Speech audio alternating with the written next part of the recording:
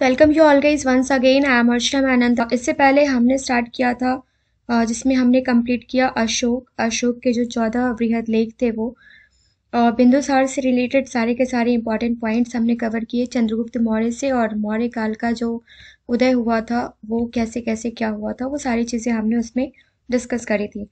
अब आगे जो हम देखने वाले हैं ये है कि 14 जो अभिलेख थे अशोक के, उसके बाद जो इम्पोर्टेंट पॉइंट्स हो जाते हैं, जो बच जाता है वो हम कवर करेंगे। और उसके बाद इसमें जो कृषि था, पशुपालन था, और भी बहुत सारी चीज़ें इससे रिलेटेड जो भी हम देखने वाले हैं, किस रिलेटेड विभाग के लोगों को क्या टर्म दिया गया था, किस नाम से जाना जाता है, और मौर्य प्रशासन कैसा था। अर्थशास्त्र में जो 14 तीर्थ वर्णित हैं वो कौन कौन से हैं, 18 महामात्य कौन कौन से हैं, अशोक का धम्म, ये सारी चीज़ें, स्तंभ, ये सारी चीज़ें हम देखने वाले हैं। सो इससे पहले भी हमने काफ़ी सारे वीडियोस को हमने कंप्लीट करके रखा है। अगर आपने उन सारे वीडियोस को नहीं देखा है तो वन बाय वन सारे के सारे वीडियोस को देख लीजिए। और इवनिंग में 7 o'clock को आपको बीपीएससी का 7th बीपीएससी का सीरीज स्टार्ट किया गया है, एंड मॉर्निंग 7 o'clock को आपको जो लोको पायलट की जो वैकेंसी है उससे रिलेटेड वीडियोस आपको प्रोवाइड किए जाते हैं। सो आई होप हमारी मेहनत पसंद आ रही होगी आपको। अगर हमारी मेहनत पसंद आती है तो चैनल को लाइक एंड सब्सक्राइब कर लीजिएगा। साथ ही साथ बेल आइकन को प्रेस कर लीजिएगा ताकि आने वाले हर एक वीडियो का नोटिफिकेशन आपको टाइम टू टाइम मिलता रहे। स्टार्ट करते हैं। अर्थशास्त्र में जिन अध्यक्षों का वर्णन किया गया है कि कौन से विभाग के अध्यक्ष को क्या कहा जाता था, ये सारी चीज़ें वन लाइनर क्वेश्चंस में आपके लिए काफ़ी इंपॉर्टेंट रोल प्ले करती है। तो पाण्ड्याध्यक्ष किसे कहा जाता था? वाणिज्य विभाग का जो अध्यक्ष होता था उसे पाण्ड्याध्यक्ष कहा जाता था। आबकारी विभाग का अध्यक्ष जो था वो सुराध्यक्ष कहलाता था, और बूचड़ खाने का अध्यक्ष सूनाध्यक्ष कहलाता था। गणिका अध्यक्ष जाना जाता था, गणिकाओं का अध्यक्ष जो होता था उसको। और सीता अध्यक्ष मतलब राजकीय कृषि, जैसा कि आप जानते हैं कि सीता जो है एक प्रकार की भूमि थी, और राजकीय कृषि विभाग का अध्यक्ष जो है, इससे आप कोरिलेट करके याद रख सकते हैं। अक्राध्यक्ष जो है ये खान विभाग का अध्यक्ष होता था, और कोस्ट गार्ड अध्यक्ष जो है ये कोस्ट गार्ड का अध्यक्ष होता था। कुप्याध्यक्ष वनों का अध्यक्ष होता था, और आयुधागार अध्यक्ष जो है ये आयुधागार का अध्यक्ष होता था। शुल्काध्यक्ष व्यापार कर वसूलने वालों का जो अध्यक्ष कहलाता था वो क्या कहलाता था? ये कहलाता था शुल्काध्यक्ष। और सूत्राध्यक्ष, ये दोनों याद रखिएगा, कंफ्यूजन क्रिएट नहीं होना चाहिए यहाँ पे। कताई बुनाई विभाग का जो अध्यक्ष था वो सूत्र से आप याद रख सकते हैं, कताई बुनाई। लोहाध्यक्ष धातु विभाग का अध्यक्ष था, और लक्षणाध्यक्ष जो है ये छापे खाने का अध्यक्ष, राज्य में मुद्रा जारी करने का जो प्रमुख अधिकारी होता था वो लक्षणाध्यक्ष के नाम से जाना जाता था। गो अध्यक्ष पशु धन विभाग का अध्यक्ष होता था, और चारागाहों का अध्यक्ष। इसके अन्य कार्य कुओं का निर्माण, जलाशय का निर्माण होता था। और विविधता अध्यक्ष जो है ये जंगल से गुजरने वाले लोगों की रक्षा आदि के लिए इनको बनाया जाता था। मुद्रा अध्यक्ष जो है ये पासपोर्ट विभाग का अध्यक्ष होता था, और नवाध्यक्ष जो है ये जहाज रानी विभाग का अध्यक्ष होता था। पत्नाध्यक्ष जो है ये बंदरगाहों का अध्यक्ष कहलाता था, पत्नाध्यक्ष। संस्थाध्यक्ष व्यापार मार्गों का अध्यक्ष, देवता अध्यक्ष धार्मिक स्थानों का अध्यक्ष। ये सारे के सारे जो भी हैं ये आपको देख लेना है। और नेक्स्ट है, मौर्य काल में वनों को हस्ती वन एवं द्रव्य वन में विभाजित किया गया था। तो ये दो प्रकार के वन थे, हस्ती वन एवं द्रव्य वन।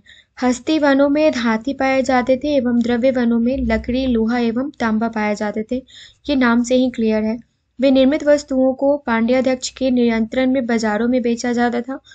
और मौर्य काल में मुख्य व्यवसाय क्या क्या था? तो ये जुलाहों का था, जो कि रुई, रेशम, सन, ऊन आदि से विभिन्न कपड़े तैयार करने को थे। और मौर्य काल में बांग्लादेश में श्वेत एवं चिकना वस्त्र, और पुंड देश में, बंग देश में श्वेत एवं चिकना वस्त्र, और पुण्य देश में आधुनिक बंगाल के उत्तरी हिस्से का एक इलाका जो था, इसमें काले व मणि की तरह चिकने वस्त्र का निर्माण होता था। इस काल में सुवर्णकुंड देश के बने हुए सन के कपड़े बहुत उत्तम होते थे, तथा बंगाल का मलमल भी अत्यधिक प्रसिद्ध था। किस काल में? तो मौर्य काल में। और अर्थशास्त्र में चीन पट्ट के उल्लेख से ज्ञात होता है कि रेशम का चीन से आयात होता था। और मेगास्थनीज के इंडिका पुस्तक के अनुसार अगर बात की जाए तो राज्य की ओर से खानों को चलाने के लिए अग्राध्यक्ष की नियुक्ति की जाती थी, जो हमने ऊपर की स्लाइड्स में देखा है। देश में सोना, चांदी, तांबा, लोहा तथा जस्ता भी काफी मात्रा में उपलब्ध था मौर्य काल में।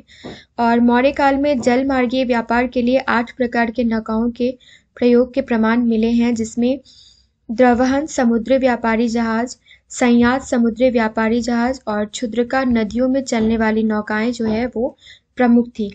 कौटिल्य के अर्थशास्त्र से तत्कालीन मुद्रा पद्धति की जानकारी मिलती है और मुद्रा पद्धति जो है इसका संचालन करने के लिए एक पृथक अमात्य होता था।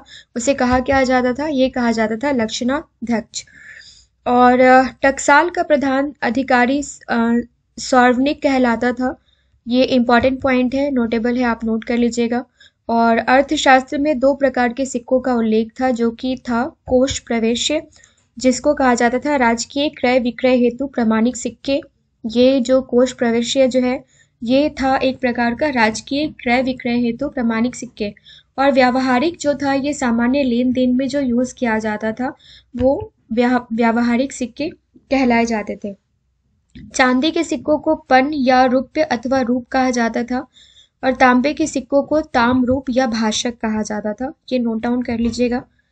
तांबे के भाषक के भाग तौर पर अर्धभाषक ककीनी 1/2 भाषक होता था और अर्धक ककीनी जो है ये 1/2 ककीनी आदि से भी प्रचलन में थे।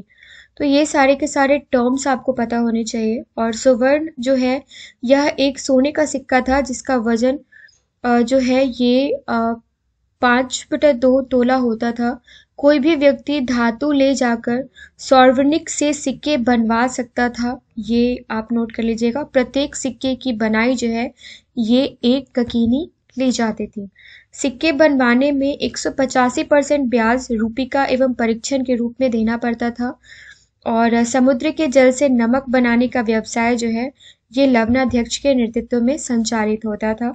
समुद्रों से मोती अथवा रत्न निकालने का कार्य भी खान्याध्यक्ष के नेतृत्व में होता था।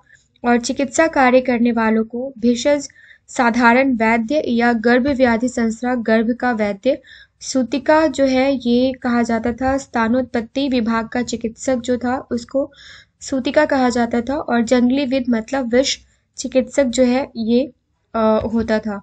राज्य द्वारा उन्नत शराब व्यवसाय के लिए पृथक विभाग की स्थापना की गई थी, जिसका प्रमुख जो है ये सुराध्यक्ष होता था और शराब बेचने वाले को शौंडिक कहा जाता था। आगे देखते हैं। अर्थशास्त्र का निर्माण करने वाले निर्माण करने वाले विभाग का मुख्य जो है ये आयु धागाराध्यक्ष होता था। और इस काल में वैश्यावृत्ति का व्यवसाय भी प्रचलन में था एवं यह व्यवसाय अपनाने वाली महिलाएं रूपजीवा कहलाती थी। ये सारे के सारे टर्म्स आप नोट डाउन कर लीजिएगा। मौर्य काल में पाटलिपुत्र, तक्षशिला, उज्जैन, कौशाम्बी, वाराणसी एवं तोशाली आदि प्रमुख व्यापारिक केंद्र थे और भारत के समुद्र तटों पर अनेक बंदरगाह थे, जहां से लंका, सुमात्रा, जावा, वर्मा और मिस्र, सीरिया, यूनान, रोम एवं फारस से विदेश व्यापार होते थे। व्यापार संघों को श्रेणी एवं उसके प्रमुख को श्रेणिक कहा जाता था। श्रेणियां प्रायः अपने शिल्पियों के लिए बैंक का कार्य करती थी। और जो श्रेणियों द्वारा दिए गए ऋण पर ब्याज जो है वो निम्न दरें थी। साधारण ऋण ब्याज क्या था? 15% ब्याज पर, 15% समुद्री यात्राओं के लिए दिए गए ऋण पर 60% था। मेगास्थनीज की इंडिका से ज्ञात होता है कि मौर्य काल में मार्ग निर्माण एवं देखरेख के लिए एक पदाधिकारी होता था और इसको कहा क्या जाता था? तो ये एग्रोनोमोई कहा जाता था। नेक्स्ट है मौर्य काल में पण्य वस्तुओं, निर्मित वस्तुओं के मूल्य पर उसका 5वां भाग जो है ये किस रूप में लिया जाता था? चुंगी के रूप में। और मौर्य काल में जो चुंगी का 5वां भाग होता था ये व्यापार कर के रूप में लिया जाता था। मौर्य काल में देशी वस्तुओं पर 4% एवं आयातित वस्तुओं पर 10% बिक्री कर सेल्स टैक्स भी लिया जाता था। और मौर्योत्तर में 2 प्रधान स्थल मार्ग थे, पाटलिपुत्र वाराणसी उत्तरापथ मार्ग तथा पाटलिपुत्र से वाराणसी वाला मार्ग। उज्जैन होते हुए पश्चिमी तट के बंदरगाहों का दूसरा प्रमुख मार्ग जाता था। और आगे प्रशासन की बात कर लेते हैं। मौर्य काल में प्रशासन क्या था। चंद्रगुप्त मौर्य अपने समस्त साम्राज्य को एक अति केंद्रीयकृत नौकरशाही के सूत्र में बांधा था इन्होंने। और चंद्रगुप्त प्रशासन के विषय में कौटिल्य के अर्थशास्त्र में एवं मेगास्थनीज के इंडिका से महत्वपूर्ण जानकारी प्राप्त होती है। ये हमने ऊपर के स्लाइड्स में क्लियर आउट जो कर लिया था, क्लियर जो है सारी चीजें हमने बात कर ली थी। मौर्य काल में राजा प्रधान सेनापति, प्रधान न्यायाधीश तथा प्रधान दंडाधिकारी होता था। और राजा अपने मंत्रियों की सहायता से ही शासन करता था, परंतु मंत्रियों की बात मानने को बाध्य नहीं था। इतने बड़े साम्राज्य का संचालन करने के लिए अर्थशास्त्र में एक मंत्रिमंडल के गठन की सलाह दी गई थी। मंत्रिमंडल का गठन सचिव या अमात्यों को मिलाकर होता था, जिसे दो भागों में विभक्त किया जाता था। मंत्रिसभा, इसे मंत्री कहा जाता था, तथा मंत्रिसभा के सदस्य की संख्या जो है ये 3 से 4 होती थी। मंत्रिसभा को आंतरिक मंत्रिमंडल कहा जाता था। मंत्रिसभा के सदस्यों को अशोक के अभिलेखों में महामात्र कहा जाता है। और डियोडोरस एवं अर्थशास्त्र के अनुसार मंत्रिसभा के सदस्य राज्य के सर्वोच्च अधिकारी होते थे तथा सर्वाधिक वेतन जो है ये 48,000 पन प्राप्त करते थे। मंत्रिसभा के अलावा एक मंत्रिपरिषद भी होती थी, जिसमें अधिक सदस्य होते थे। इसमें 12 से लेकर 20 तक मंत्री सदस्य होते थे। मंत्रिपरिषद के सदस्यों का कार्य जो है वो केवल सलाह देना था। उसको मानना या ना मानना राजा के ऊपर निर्भर करता था। अर्थशास्त्र के अनुसार मंत्रिपरिषद के सदस्यों को 12,000 पन वेतन दिया जाता था। और शासन में सुविधा के लिए केंद्रीय शासन को कई भागों में विभक्त किया गया है। प्रत्येक विभाग जो है ये तीर्थ कहलाता था। अर्थशास्त्र में उल्लेखित जो 14 तीर्थ हैं वो कौन कौन से हैं ये हम देख लेते हैं। फर्स्ट है प्रधानमंत्री और पुरोहित। पुरोहित जो है ये प्रमुख धर्माधिकारी होते थे। चंद्रगुप्त मौर्य के समय में यह दोनों विभाग कौटिल्य के अधीन थे। बिंदुसार के समय समुद्रगुप्त कुछ समय तक इसका प्रधानमंत्री था। उसके बाद खल्लाटक को प्रधानमंत्री बनाया गया था। अशोक का प्रधानमंत्री जो है वो राधा गुप्त थे। ये आपको बहुत ही कम जगह देखने को मिलेगा, तो सारे पॉइंट्स को आप नोट डाउन कर लीजिएगा। समाहर्ता जो है ये राजस्व विभाग का प्रधान कार्यकारी होता था। और सन्निधाता राजकीय कोषाध्यक्ष होता था। सेनापति युद्ध विभाग का मंत्री। और युवराज राजा का उत्तराधिकारी।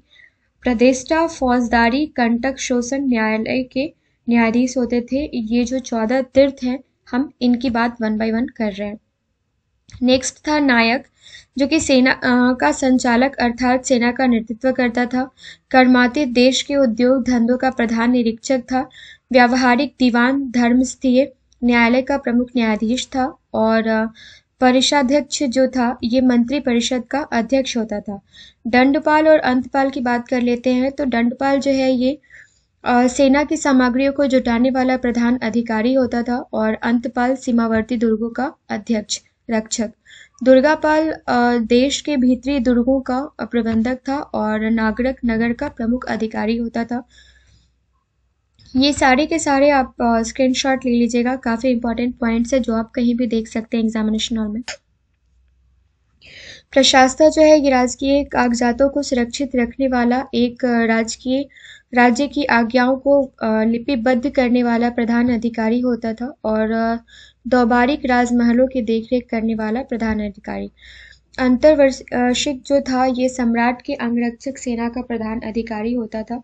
और आटविक वन विभाग का प्रधान अधिकारी होता था। ये सारे के सारे टर्मिनोलॉजीज हैं, इससे बाहर कुछ भी नहीं आएगा। उपर्युक्त 18 अमात्यों के अलावा जो है ये युक्त जो खोई हुई संपत्ति से प्राप्त होने पर उसकी रक्षा करने वाला था।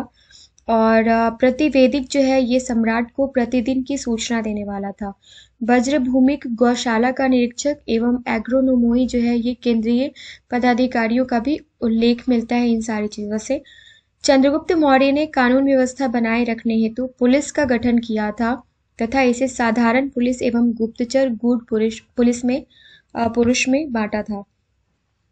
प्रकट पुलिस के सिपाहियों को रक्षिन कहा जाता था। और गुप्तचर सेवा के भी 2 भागों में भाग होते थे और जहाँ संस्थान वर्ग के गुप्तचर जो है ये एक स्थान पर टिककर वहां के गतिविधियों की सूचना देते थे, वहीं संचारण वर्ग के गुप्तचर एक स्थान से दूसरे स्थान पर भ्रमण करते थे।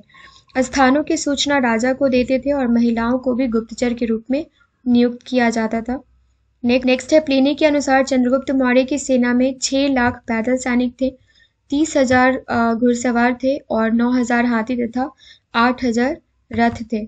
उसने एक जल सेना का भी गठन किया था और इंडिका के अनुसार संपूर्ण सेना के प्रबंधन हेतु 30 सदस्यीय समिति होती थी, जो हमने ऊपर भी देख रखा है।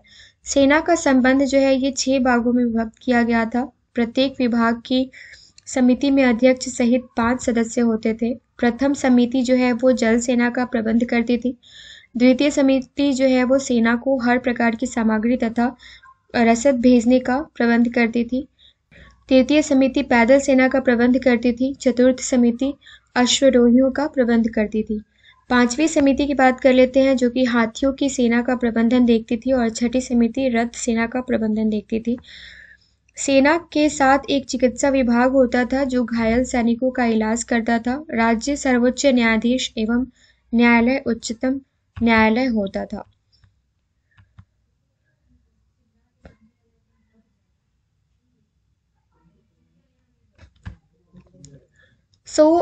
इसके बाद भी बहुत सारे पॉइंट्स हैं। 35 मिनट का वीडियो और पेंडिंग रह जाएगा, तो इन सारी चीज़ों को कंप्लीट करने के बाद हम नेक्स्ट पार्ट में, पार्ट 3 में इन सारी चीज़ों को कंप्लीट करेंगे। और इसके अलावा भी इसके बाद हम स्टार्ट करते हैं मौर्योत्तर काल, और जो भी चीज़ें हैं वो सारी चीज़ें हम उसमें देखेंगे जो एग्जामिनेशन पॉइंट ऑफ व्यू से इम्पॉर्टेंट है। मिलते हैं नेक्स्ट वीडियो में। Thank you so much.